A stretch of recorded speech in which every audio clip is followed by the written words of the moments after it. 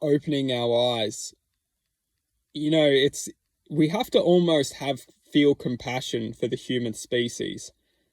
But at the same time, if you put your hand out to someone that isn't ready to be assisted, your hand will get gnawed off by the energy which is controlling that existence's life. This reality is based upon deceit. We deceive the true essence, and that true essence is then visible within the eyes of its beholder. However, that essence will always be succumbed to the existence which is manipulating what it is controlling. The reality which we're living in is designed for us to almost take the bait, and then when we've taken the bait, we almost defend the bait itself. We become almost identifying with the bait, and then that bait is the essence of what we exist within. And this reality which we're all living in is based on deceiving its existence to believing that it is its existence. And this reality is ultimately changing every single moment in time. And that is why we see the world that it is today, is because we are coming into a state of consciousness which is developing choice very, very, very, very rapidly.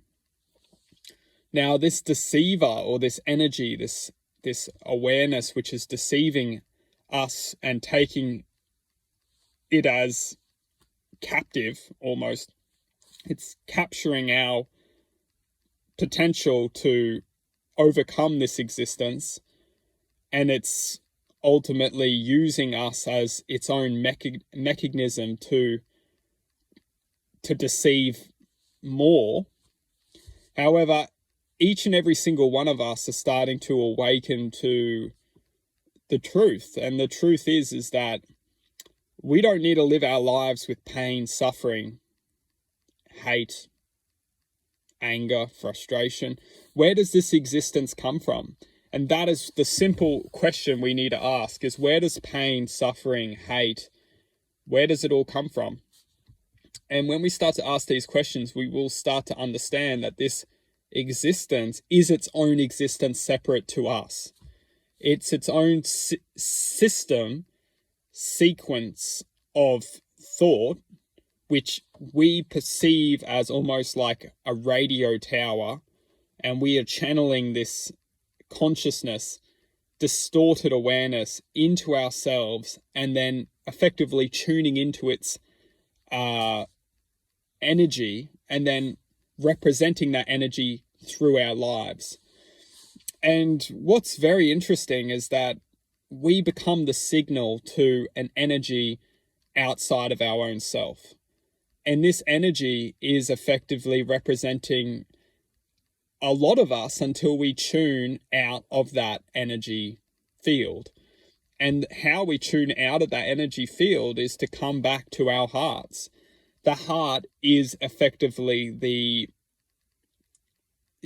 stopper of this force, because as long as we're living through and within our minds, we literally just play the video.